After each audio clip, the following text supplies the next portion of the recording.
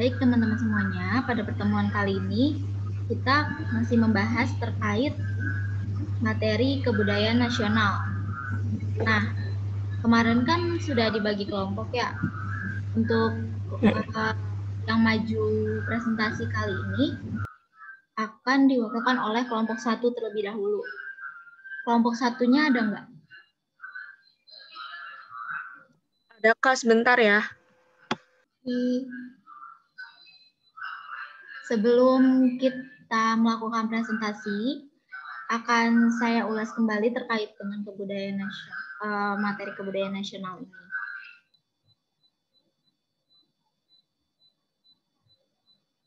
Udah terlihat belum?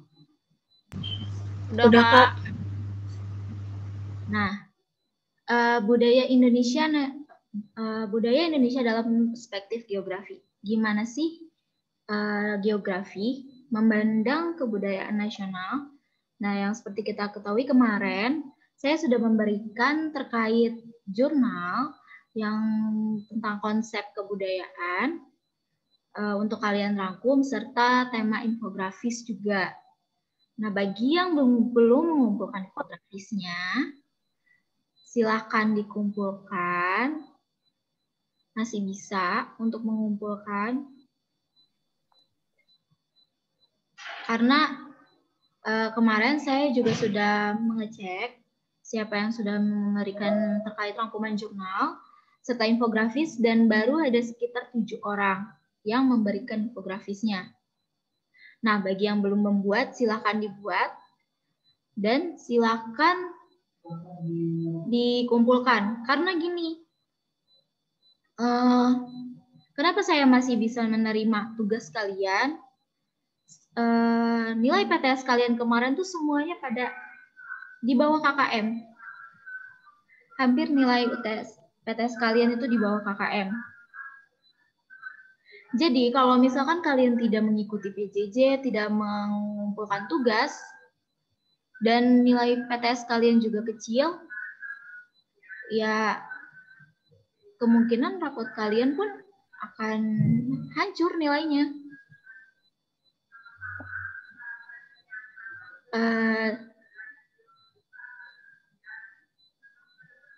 Di sini ada yang mau lihat nilai PTS-nya nggak?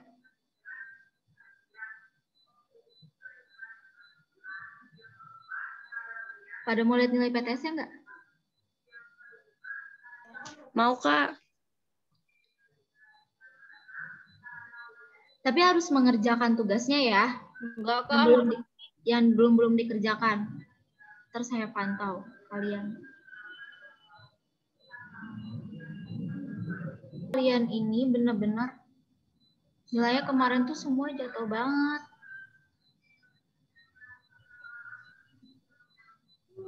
Terus juga ya memang mengumpulkan tugasnya cuma sekitar 7 orang. Rata-rata dari setiap tugas ya. Nanti akan saya tunjukkan nilai PTS kalian di akhir. Sebelum itu kita akan ke materi tentang kebudayaan. Nah, gimana sih geografi memandang kebudayaan? Kalian kan sebelumnya sudah tahu dong tentang 10 konsep geografi. Nah, untuk pemenuhan konsep tersebut, ya misalkan salah satunya ada lokasi.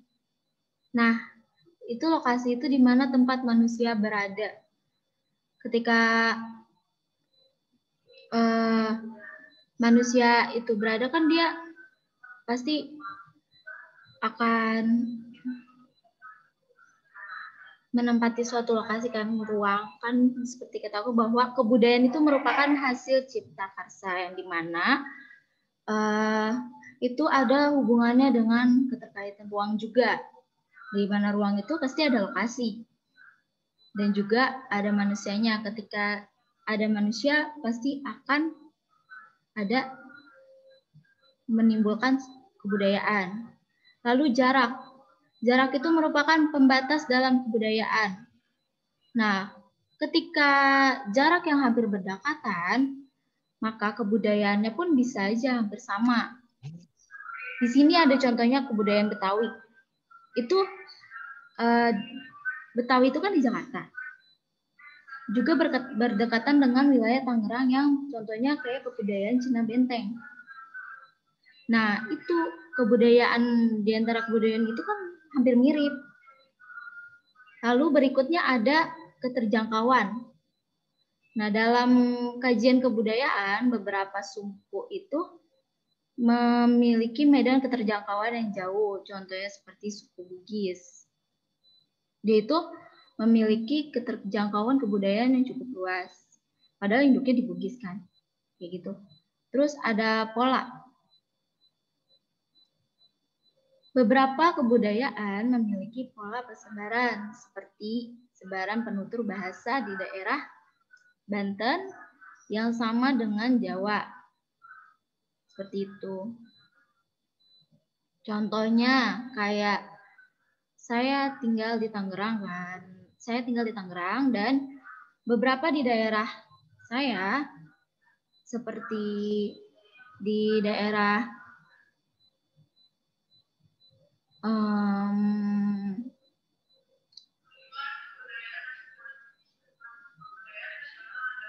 Mauk, terus di pokoknya yang arah-arah sana. Nah, itu berbahasa Jawa. Sama seperti Jawanya di Cirebon. Lalu berikutnya ada nilai kegunaan. Nilai kegunaan ini berkaitan dengan gimana cara manusia menggunakan memenuhi kebutuhannya yang berkaitan dengan alam. Contohnya kayak daerah pantai yang memiliki kegunaan sumber makanan bagi manusia atau sungai yang sebagai sumber air. Ya, memiliki pola permukiman yang mengelilingi sumber air. Ya, yang saya tadi contohkan. Contohnya masyarakat pesisir pantai. 10 menit lagi Zoom kita akan habis. Kalian bisa join kembali untuk presentasi ya. Lalu berikutnya ada interaksi. Ya, kebudayaan pun saling berinteraksi seperti asimilasi, akulturasi, bahasa, dan memiliki arti yang sama. Di sini contohnya ada bahasa Jawa dan Sunda, bahasa janda.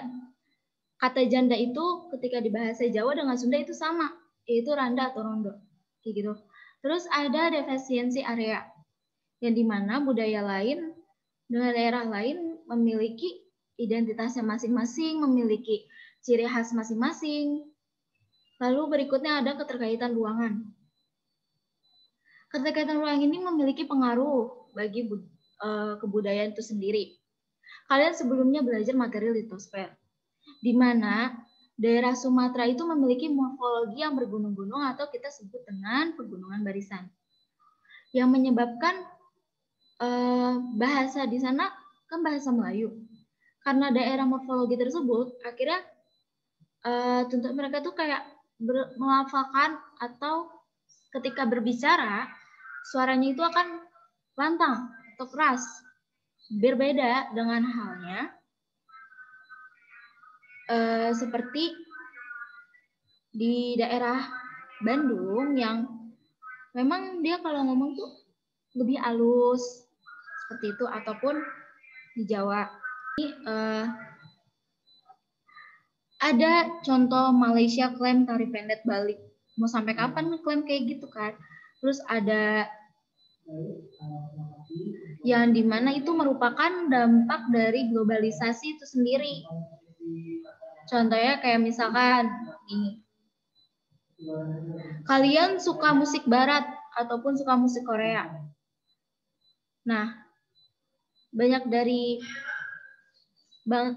kalian sendiri tidak tahu apa itu musik roncong, musik gamelan, sedangkan di luar sana, di daerah sana, budaya luar, mereka mengenal tentang keroncong, tentang gamelan. Di sini kan ada cara nih, di mana orang bule dia memakai kebaya, Terus anak-anak bule gamelan anak-anak bule suka gamelan. Presentasi siapa aja?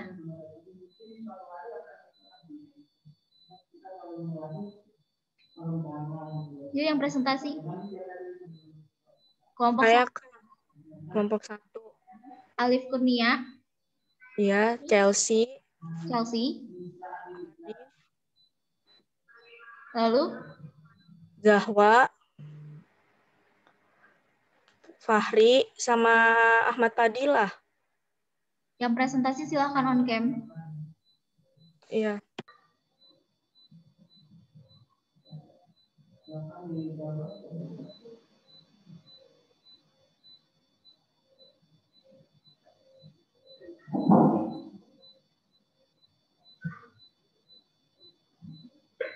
Bisa langsung dimulai.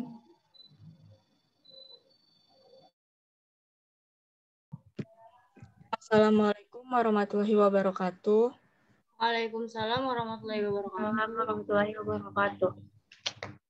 Kami dari kelompok 1 di sini akan mempresentasikan tentang kebudayaan nasional. Pertama,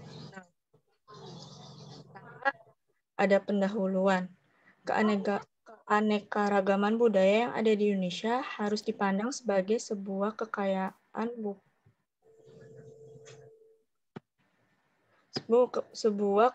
bukan kemiskinan, bahwa Indonesia tidak memiliki identitas budaya yang tunggal bukan berarti tidak memiliki jati diri. Namun dengan keanekaragaman budaya yang ada membuktikan bahwa masyarakat kita memiliki kualitas produksi budaya yang luar biasa. Jika mengacu pada pengertian bahwa kebudayaan adalah hasil cipta manusia. Honigman membagi kebudayaan ke dalam 3 wujud, yakni kebudayaan dalam wujud ide, pola tindakan, dan artefak atau benda-benda, mengacu pada konsep di atas. Jika dikembalikan pada realita yang ada di kehidupan bangsa Indonesia, kiranya kita bisa memilih setiap wujud kebudayaan yang ada, minimal dari yang kita temui setiap harinya. Sejalan dengan itu, kebudayaan akan muncul pertanyaan klasik, apakah ada yang namanya kebudayaan Indonesia? Ada beberapa budaya besar, bukan dalam konteks baik dan buruk, yang terkait dan selalu dikaitkan dengan kebudayaan Indonesia dalam pencariannya.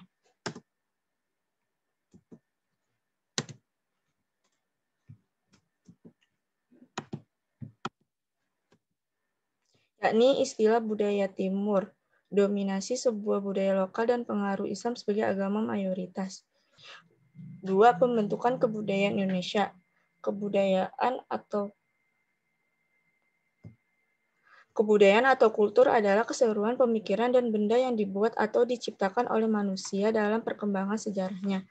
Ruth Benedict 1934 melihat kebudayaan sebagai pola pikir dan berbuat yang terlihat dalam Ruth Benedict tahun 1934 melihat kebudayaan sebagai pola pikir dan berbuat yang terlihat dalam kehidupan sekelompok manusia.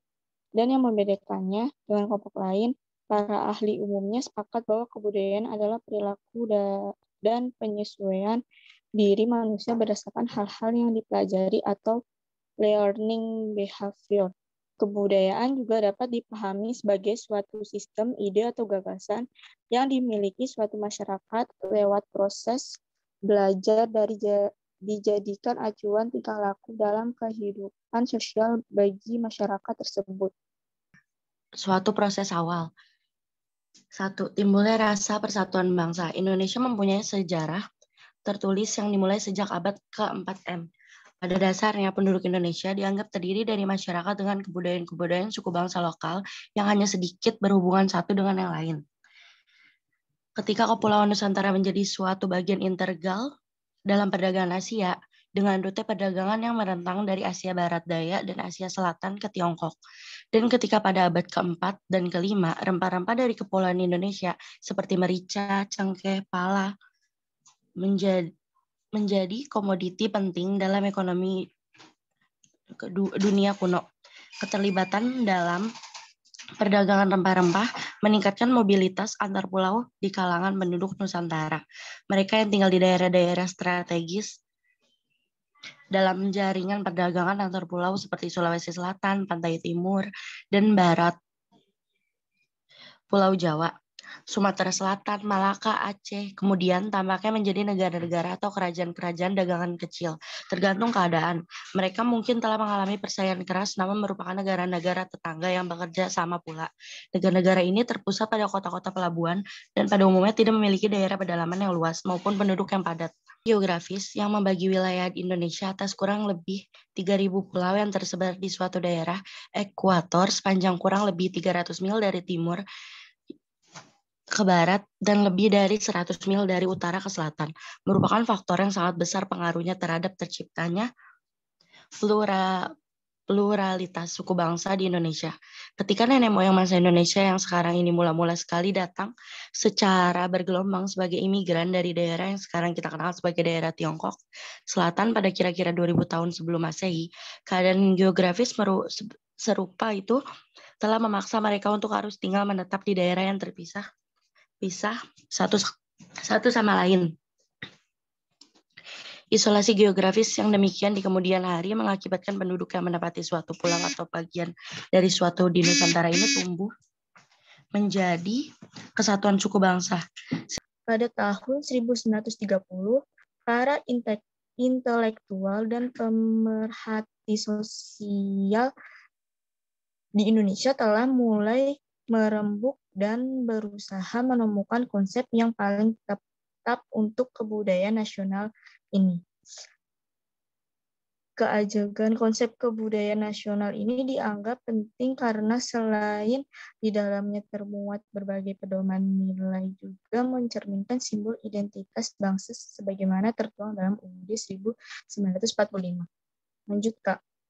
Ulang.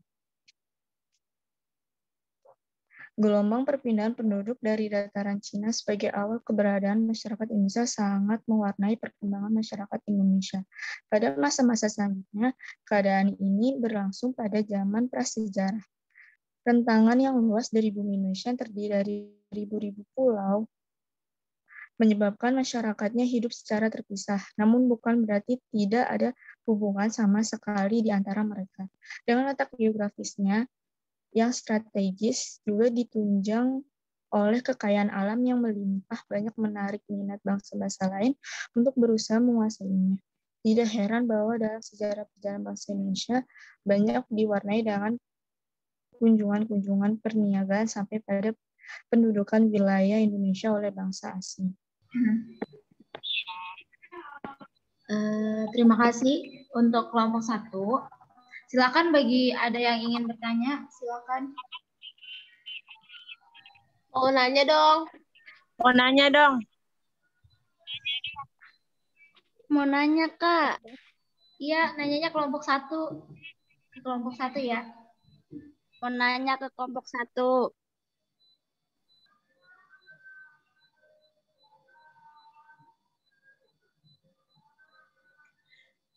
Sekalian nungguin yang kelompok 1. Ya, saya komen terkait PowerPoint-nya. Seperti yang kalian ketahui, bahwasannya kemarin saya sudah memberikan ketentuan terkait tugas kalian yang presentasi. Ada di mana ketentuan itu salah satunya menggunakan sumber-sumber data valid ataupun berita yang kredibel. Nah, sumber-sumber data valid itu seperti jurnal, skripsi, dan sebagainya. Dan maksud saya, gini, kalian boleh ngambil copy paste dari jurnal, skripsi, maupun sebagainya. Tapi, bukan berarti satu jurnal kalian copy paste. Itu, jadi kalian cari sumber beberapa jurnal, banyak misalkan. Terus kalian simpulin gitu.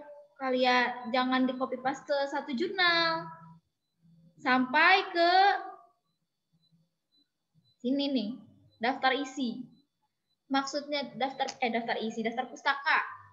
Maksudnya daftar pustaka pun bukan daftar pustaka dalam jurnal tersebut, melainkan jurnal yang kalian ambil.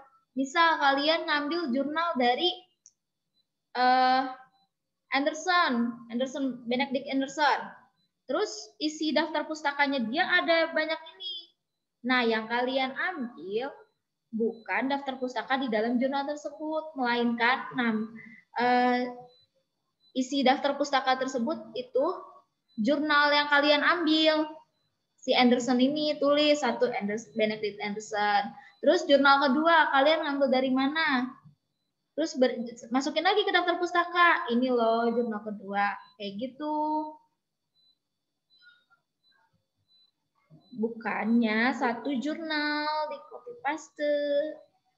Itu sama saja bukan dari hasil kalian sendiri. Kakak, ini yang kelompok 1 yang di sini cuma 2 orang doang, yang lainnya nggak tahu nih. Ya nggak apa-apa. Bubar. Yaudah bubar. Saya nyatet kok siapa aja tadi yang bicara, yang mempresentasikan, yang on cam, yang ikut join. Itu ada penilaiannya sendiri-sendiri, nanti berpengaruh. Halo. Saya on cam malu, Kak. Iya.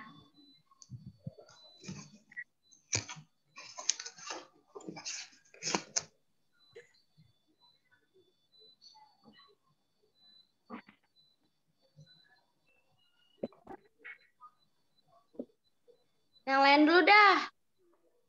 Saya, Kak. Oke, silakan.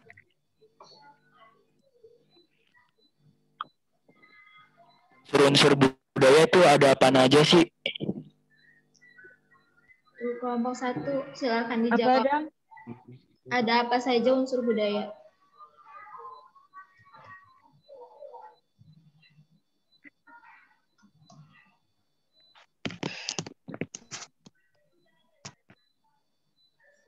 Ini saya sekalian share ini ya, nilai PTS kalian.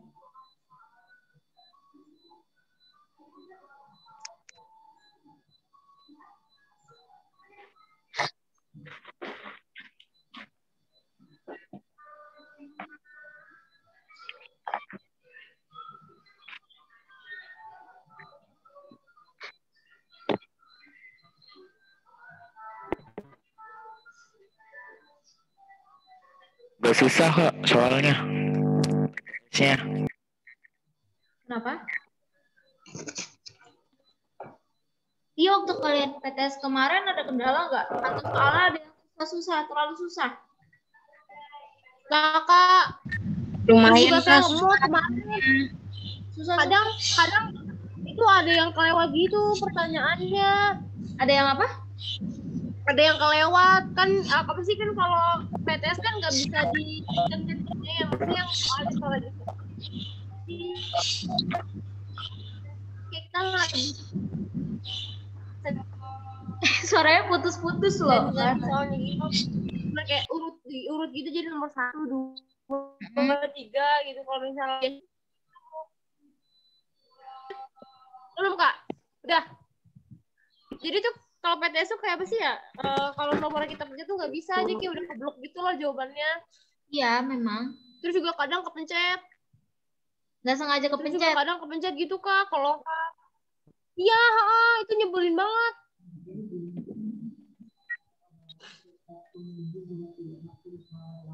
Kak, maaf tadi Adam nanya apa, Kak?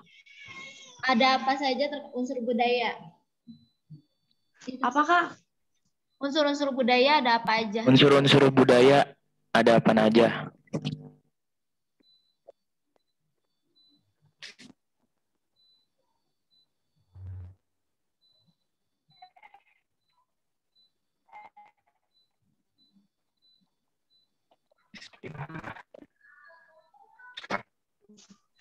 Nidam, unsur-unsur budaya ada 7. Sistem bahasa, sistem pengetahuan, sistem organisasi kemasyarakatan, sistem teknologi, sistem ekonomi, sistem religi, dan sistem kesenian. Oke, makasih. Yang lain? Saya mau nanya, Kak.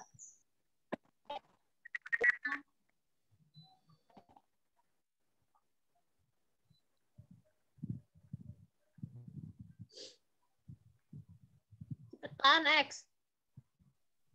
Kak, saya mau nanya. Iya. Apa pertanyaan? Untuk kelompok 1. Nih, ada pertanyaan. Apakah perkembangan budaya nasional Indonesia masih terus berlangsung hingga sekarang? Masih, karena kebudayaan bersifat dinamis, yang artinya mengikuti perkembangan zaman, walaupun ada yang bersifat konservatif seperti di Keraton Jogja, namun tetap menyesuaikan keadaan zaman. Udah. Oke, makasih. Boleh dong. Yuk, Laras. Apa dampak negatif dari budaya luar?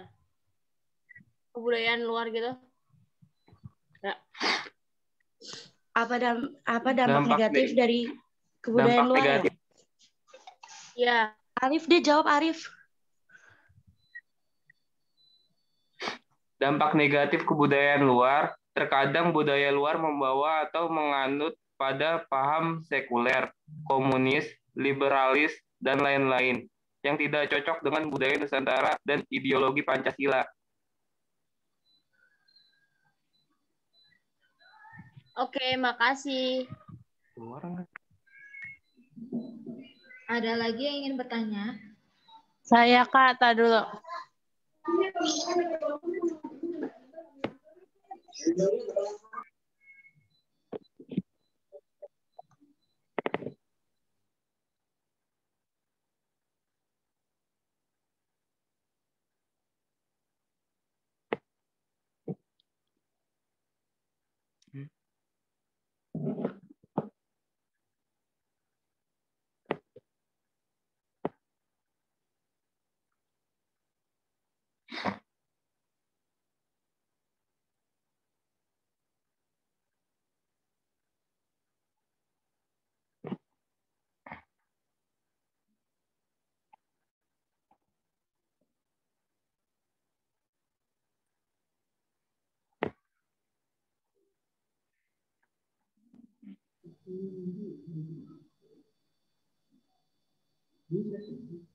Tadi yang mau nanya, jadi nanya atau enggak?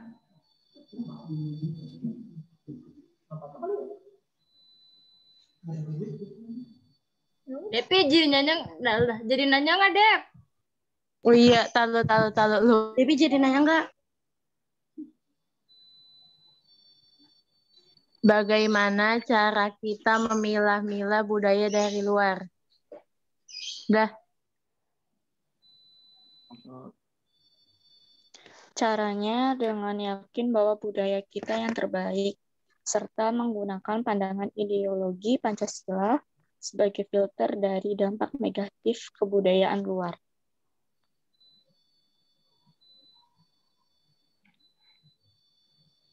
Udah? Atau masih ada yang ingin bertanya?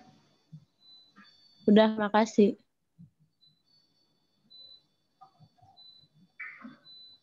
Ini kelompok 1 udah? Udah, Kak. Ya udah, ditutup dulu presentasinya.